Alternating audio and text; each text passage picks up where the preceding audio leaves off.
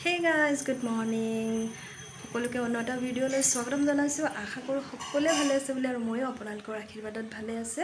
আজি যিহেতু গুৰু পূৰ্ণিমাৰ কাৰণে স্কুল বন্ধ। ইফালে বেটাক দেখিছে নাই, বেলেগ শুই আছে। আৰু এইফালে কালি ৰাতি কি হ'ল, গোপালে মানে থাকি গ'ল আমাৰ ঘৰত, নিবলৈ নাহিলে। গতিকে ৰাতিপুৱা আহিছে আৰু ৰাতি ইমানেই ভাগৰ লাগিলে, ভাত পানী নোখোৱাকৈ মই সেনেকৈয়ে শুই পৰিলোঁ। আৰু কেনেকৈ টোপনি আহিলে গমেই নাপালোঁ। তাৰপিছত ৰাতিপুৱা উঠি পেলাই গোপালক এতিয়া খোৱা বোৱা দিলোঁ। গোপালক লৈও গুচি গ'ল। এইফালে আজি কাৰ্তিক পূৰ্ণিমা, বহুত ভাল এটা দিন, শুভ দিন। আজিৰ দিনটোত মানে পূজা কৰিলে ভগৱানৰ আশীৰ্বাদ পোৱা যায়। এনেতো সদায়ে পায় বাৰু, বিশেষ কিছুমান দিন থাকে, সেই দিনখিনিত সদায়।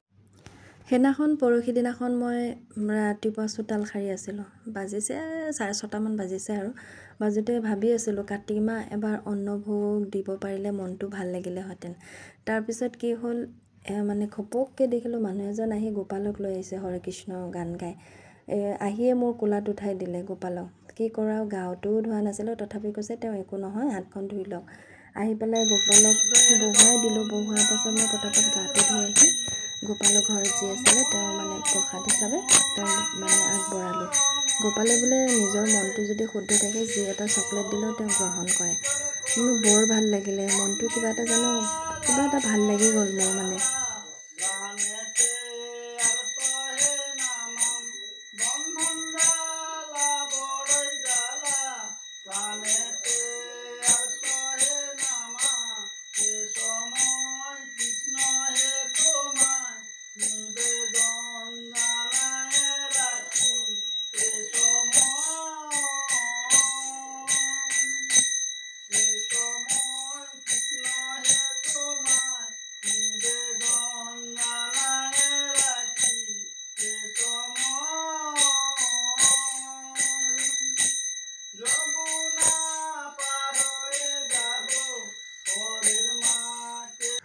ৰাতি তেওঁ গোপালক ইয়াতে থৈ গুচি গ'ল।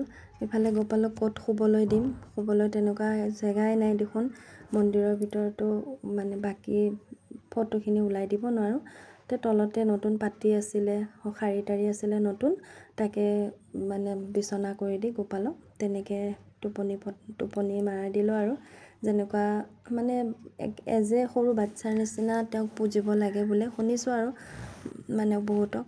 আৰু এইফালে তুলসীডাল কালি মানে ঘৰত সোমোৱা হৈছিলে। এনেতো ঘৰত সোমাবলৈ নাপায়, কিন্তু কীৰ্তন কৰাৰ সময়ত লাগে, গীতা পাঠ কৰাৰ সময়ত। কিন্তু পূৰ্ণিমা লাগিলে কাৰণে মানে বাহিৰলৈ হেৰি কৰিব নোৱাৰে, মানে নিবলৈ নোৱাৰোঁ। আজিৰ দিনটো তুলসী ঘৰতে থাকিব। আৰু কাতি মাহত যদি এগোজ চাকি দিব পাৰে তুলসীৰ তলত, তেতিয়াহ'লে বহুত পুণ্য হয় আৰু বহুত ভাল হয় আপোনাৰ দিনবিলাক। কিন্তু এয়া ৰাতিপুৱা আহি গোপালক এতিয়া লৈ গুচি গ'ল। ৰাতিটোতো তেনেকৈ খাই দিলোঁ। আৰু এইজোপা গছ আমাৰ ঘৰত মানে মালিকে লগাইছিলে, কিন্তু পূজাটো ময়ে। সেই গাইজ, এই মোবাইলটো দেখিছেনে? আগতে যিমান ভিডিঅ' দিছিলোঁ এচাইড কোলা হৈ গৈছিলে, ৰীল বনালেও কোলা হৈ যায়, ইমান অসুবিধা দেখিছে। তথাপি মই কিমান কষ্টকৈ চলাই আছিলোঁ। মোবাইলটো কি হয়, ছাইডেদি সেই ডিছপ্লেখন উঠাই ৰাখিলেহে মোৰ মোবাইলটো অন হয়। তথাপিও মানে ভিডিঅ' বনাবলৈ এৰা নাছিলোঁ, যিহেতু ভিডিঅ' বনাই বহুতেই ভাল পাওঁ মই।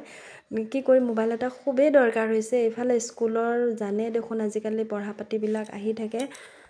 এই মোবাইলটো একেবাৰে কম হ'লেও 4 বছৰৰ ওপৰত হৈছে, আৰু কিমান দিনো চলিব নহয় জানো। আৰু আমাৰ মোবাইলবিলাক ভিডিঅ' বনাওঁ নহয়, একে পাকঘৰত হালধি লাগে, নিমখ লাগে, মিঠাতেলো লাগে। যিমানেই নতুন মোবাইল নহওক, পাকঘৰত গৈ হাতখন মুচি ব্লগ বনোৱাৰ সময়ত বহুত প্ৰব্লেম হৈ যায়। সেইকাৰণে মোবাইলবিলাক অৱশ্যে বেয়াও হয়, কিন্তু কি কৰিব, উপায়টো নাই ন। এইফালে মই এই 2-3ডাল ষ্টেণ্ড কিনো, এনেকুৱা মানে ভাল নাপাওঁ। ষ্টেণ্ডকেইডালত দি মানে কমফৰ্ট পোৱা নাই, আৰু ভাল ষ্টেণ্ড পোৱাও নাই মই। সেইকাৰণে হাতেৰে মানে কেতিয়াবা এনেকৈ তিতা হাতখনেৰে যে চোঁ মোবাইলটো, কিমানবাৰ যে মই বনালোঁ জানেনে। এতিয়া মোবাইল দোকানত গৈ আছোঁ, এটা মোবাইল লওঁ, কি লওঁ চাওঁ, কমৰ ভিতৰত ল'ম। আৰু ভাবিছোঁ অপ্প' মোবাইলটো অফাৰত আছে, অপ্প' মোবাইলটোৱে লৈ লওঁ চলিবৰ কাৰণে। মানে কেমেৰা চেমেৰা একো নাচালোঁ, আৰু জাষ্ট চলিব লাগে কাৰণে এটা মোবাইল দৰকাৰ কাৰণে মোবাইল এটা লোৱা হ'ল। সেইটো ল'লোঁ, অপ্প' মোবাইল। অফাৰতে আছিলে, বেছি দাম লোৱা নাই, কমতে পাইছোঁ বাৰু। তেনেকুৱা এটা মোবাইল লৈ এতিয়া ঘৰলৈ উভতো। আৰু আজিলৈ ইমানতে সামৰণি মাৰিছোঁ, বাই বাই।